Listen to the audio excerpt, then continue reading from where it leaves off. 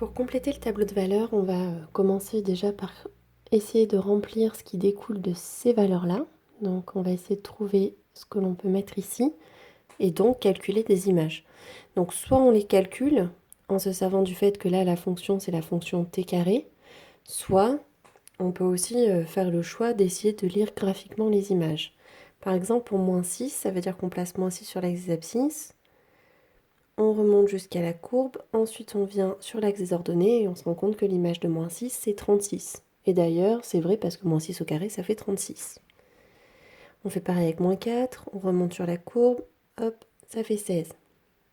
Et moins 4 fois moins 4 ça fait bien 16. Pareil pour le moins 2, alors je ne l'ai peut-être pas expliqué pour ceux qui s'en souviennent plus. C'est t qui vaut moins 2, t c'est l'axe des abscisses, c'est pour ça que le moins 2 je le place ici. Je remonte sur la courbe, sur l'axe des ordonnées, je trouve 4. Et ça s'explique aussi parce que moins 2 fois moins 2, ça fait 4. Même principe, 0, je reste ici. Donc l'image de 0, c'est 0. Et 0 au carré, ça fait 0. L'image de 2, ça fait 4. Ou 2 au carré vaut 4.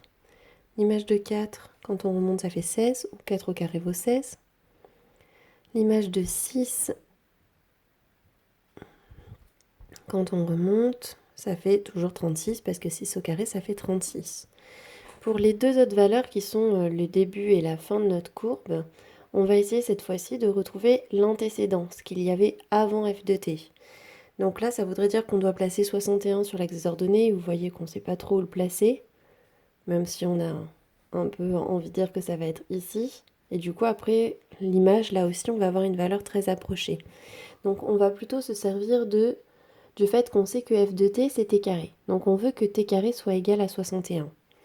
Donc ça veut dire que t, c'est racine de 61. Hein, comme ici, par exemple, 4, j'avais racine de 2. 16, j'ai racine de 4. 36, j'ai racine de 6. Ici, c'est pareil, sauf que je rajoute un moins parce que je suis dans les négatifs. Donc là aussi, ma valeur, elle doit être négative. Et quand on calcule moins racine de 61, ça fait à peu près moins 7,8. Ce qui est bien à peu près ce qu'on obtient quand on descend ici.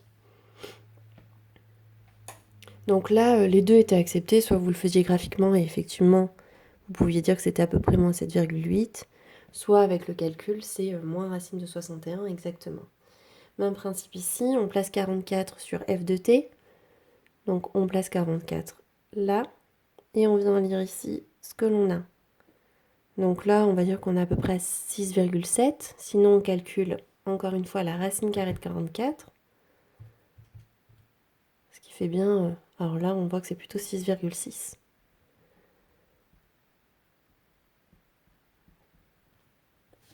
Alors je vais vous faire un des calculs ici proprement s'il y en a qui veulent.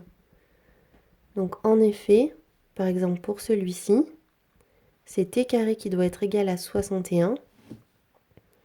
Donc t doit être égal à plus ou moins racine carrée de 61.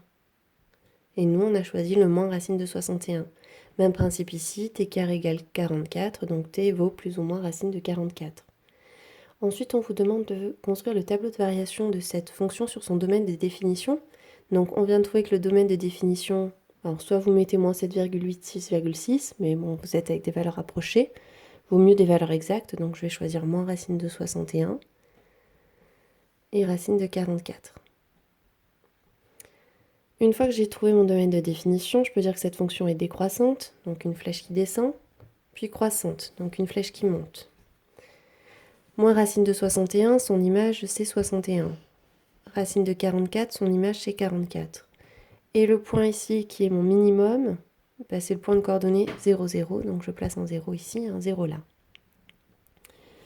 Question 3a. Combien de temps s'écoule entre le début de la chute et le moment où les parents de Zoé prennent la photo?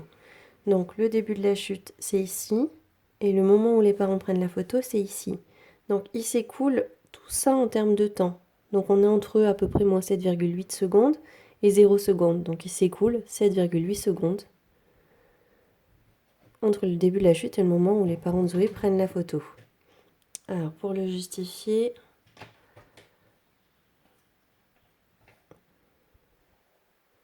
c'est ce temps-là.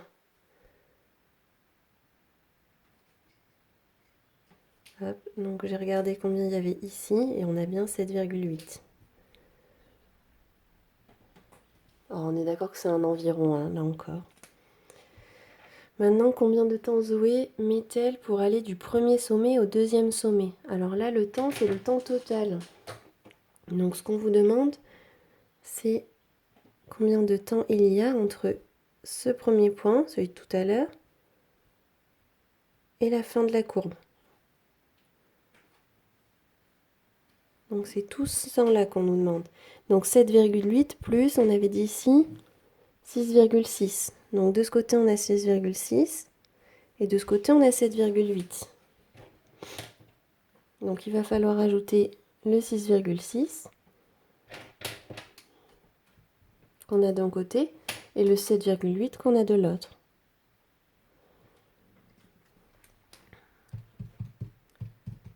Ce qui va nous faire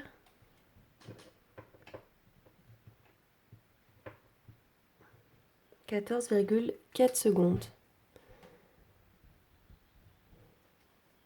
Au bout de 10 secondes, elle se trouve à une altitude de combien de mètres? Alors là, on a 7,8. Donc pour avoir 10 secondes, on va regarder combien ça fait 10 auquel j'enlève 7,8. Il reste 2,2. Donc là, si je mets 7,8, il me reste encore 2,2 secondes à ajouter là. Donc on va dire à peu près ici. On peut dire qu'elle se trouve à peu près à 5 mètres d'altitude.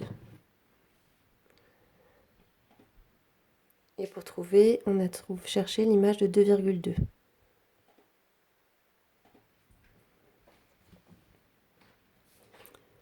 Le wagon est à 36 mètres de hauteur à l'instant t égal. Donc 36, on l'a ici. Là et là. Donc c'est vrai à l'instant t égale moins 6 et à l'instant t égale 6.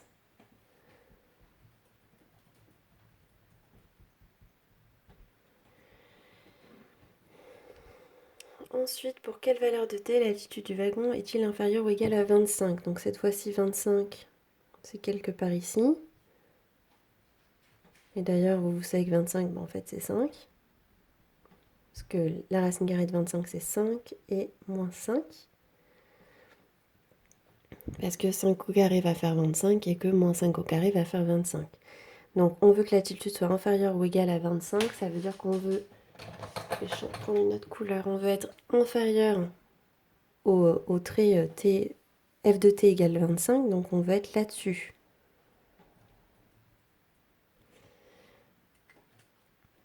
Donc le wagon est à une altitude inférieure ou égale à 25 mètres à l'instant t compris entre moins 5 et 5.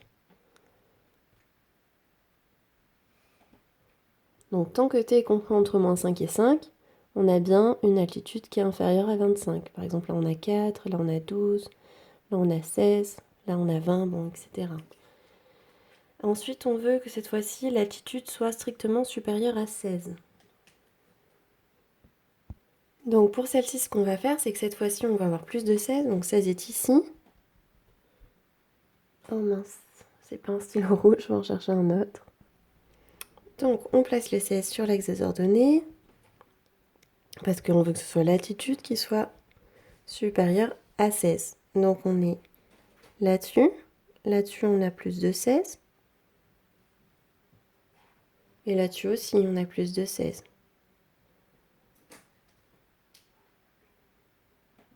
Donc, si je vois par exemple ici, j'ai une altitude de 24, de 36, de 44, de 56, etc. Donc c'est vrai quand l'instant est plus petit que moins 4 ou quand l'instant ici, bah, du coup, est plus grand que 4. Donc c'est vrai à un instant t strictement plus petit que moins 4 ou t strictement plus grand que 4.